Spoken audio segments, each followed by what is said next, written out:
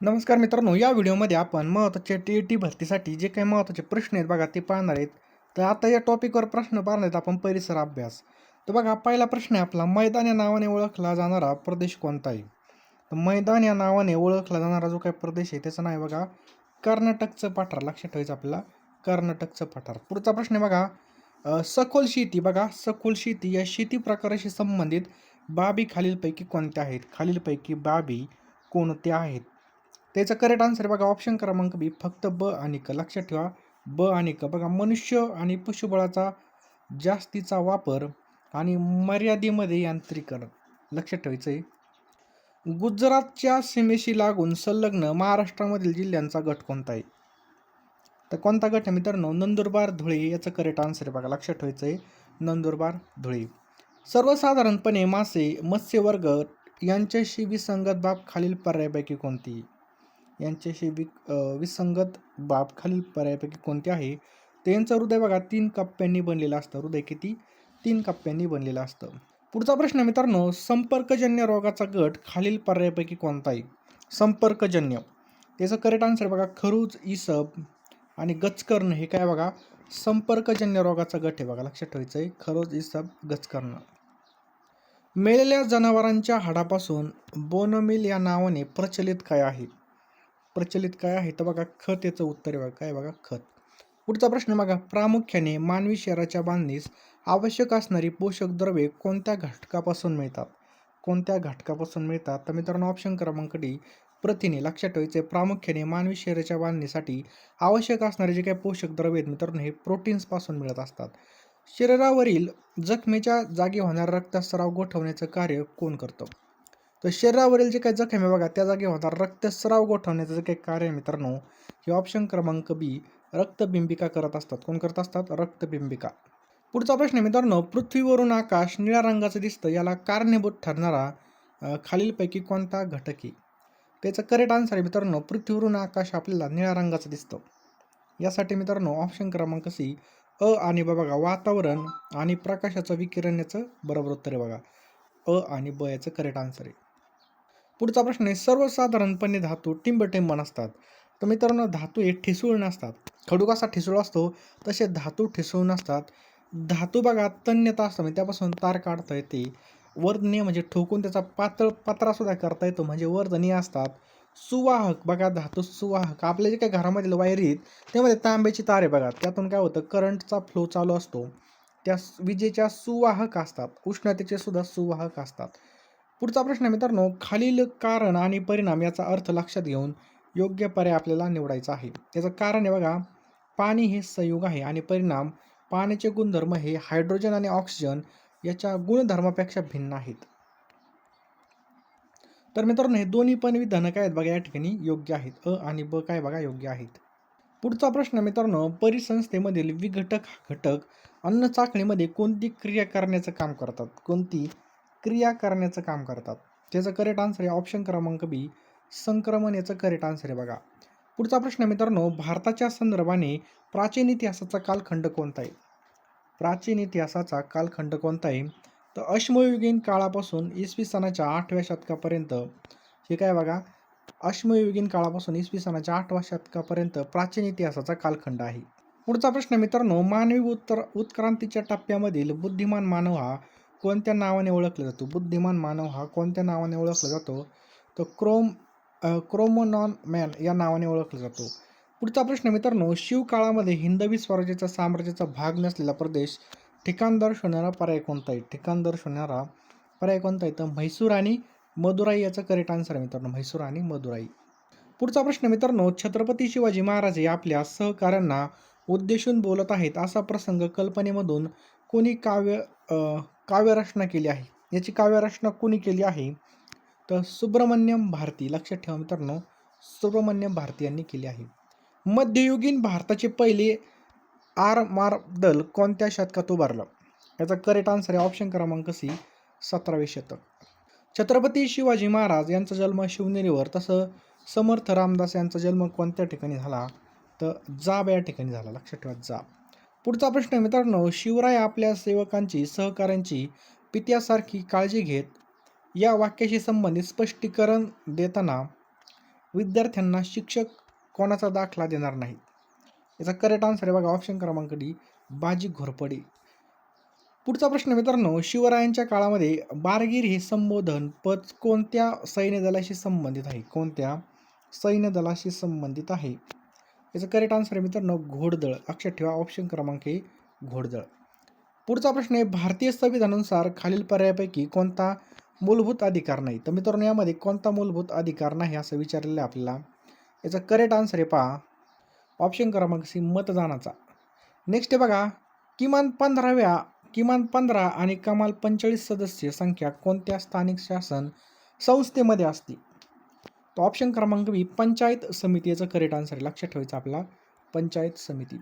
खालील पर्यायामधील राज्यपालाशी संबंधित विसंगत बाब कोणती? राज्यपालाशी संबंधित विसंगत बाब कोणती आहे? तर राज्यामधील कार्यकारी मंडळामध्ये समावेश नसतो याचं करेक्ट आन्सर आहे पहा. पुढचा प्रश्न आहे बघा, तंतुमय पदार्थ नसणारा पर्याय कोणता? काय प्रश्न आहे बघा, तंतुमय पदार्थ नसलेला पर्याय कोणता आहे? तर मार्गारीन याचं करेक्ट आन्सर आहे. काय? मार्गारीन. पेच, नवेगाव आणि चांदोली हा गट प्रामुख्याने कशाशी संबंधित आहे? तर कशाशी संबंधित आहे? तर बघा राष्ट्रीय उद्याने याशी संबंधित आहे. राष्ट्रीय उद्याने. महाराष्ट्रामधील सह्याद्री पर्वतीय प्रदेशामध्ये आढळणारा प्रमुख आदिवासी जमाती कोणत्या आहेत?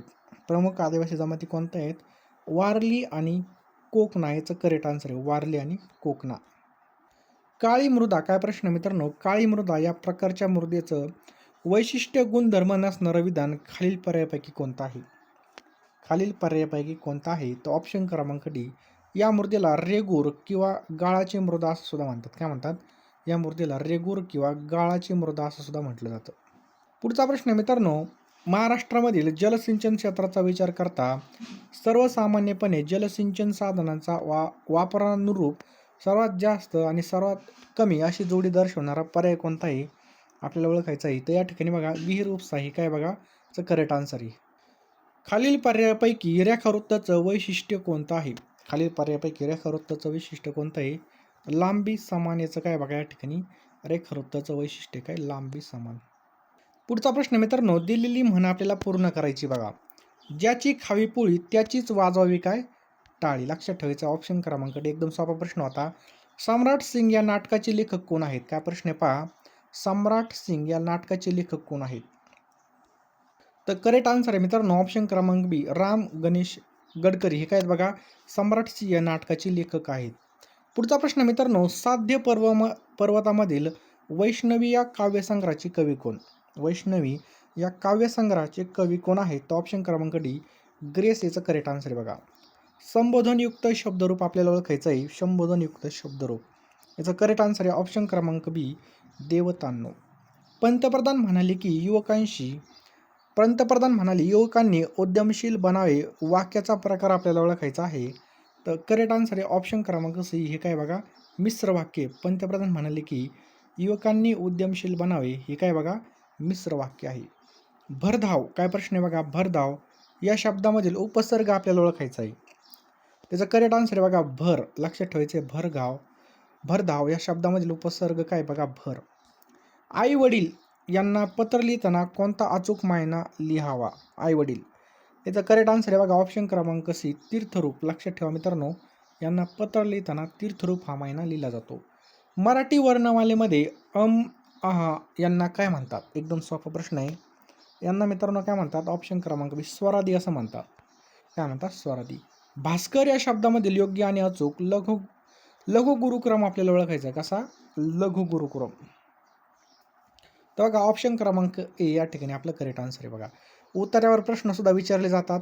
पुढचा प्रश्न मित्रांनो, वाऱ्यावर सोडणे या अर्थाचा वाक्प्रचार कोणता होईल? वाऱ्यावर सोडणे याचं करेक्ट आन्सर मित्रांनो ऑप्शन क्रमांक वाऱ्यावर सोडणे. तर त्याग करणे किंवा ओवाळून टाकणे.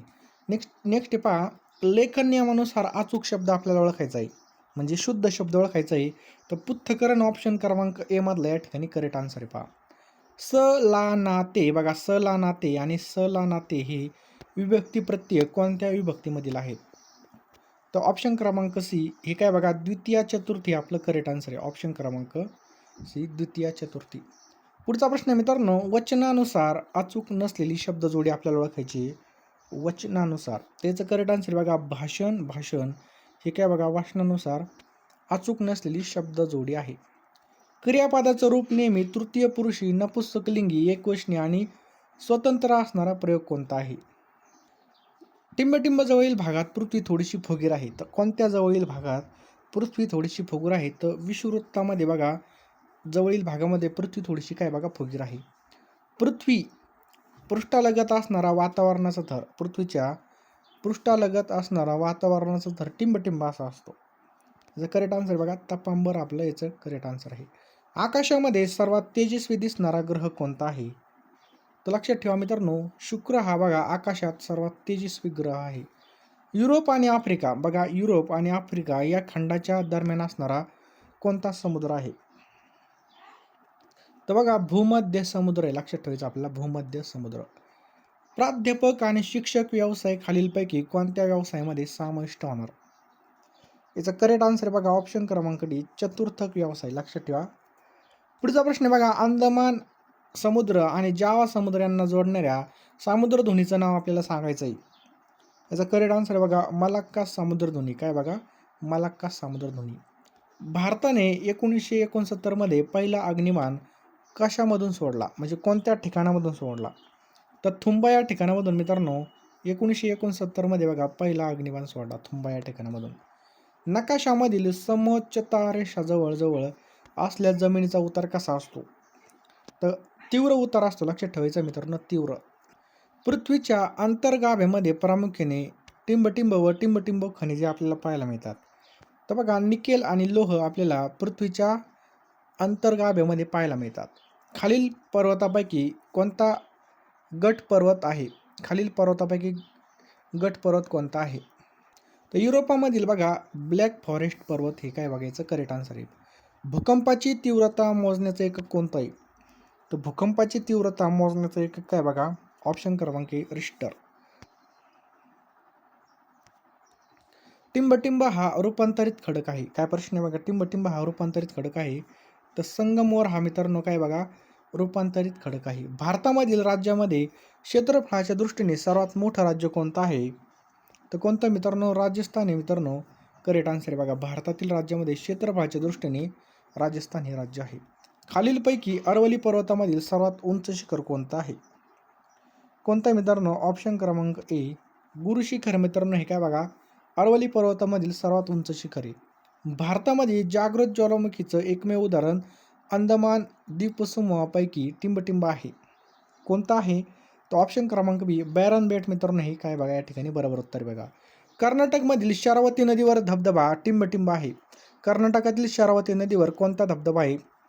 त्याचं करेक्ट आन्सर बघा ऑप्शन क्रमांक सी जोग धबधबा. लक्षात ठेवायचं मित्रांनो कर्नाटकामधील शरावती नदीवर बघा कोणता आहे बघा जोग धबधबा आहे.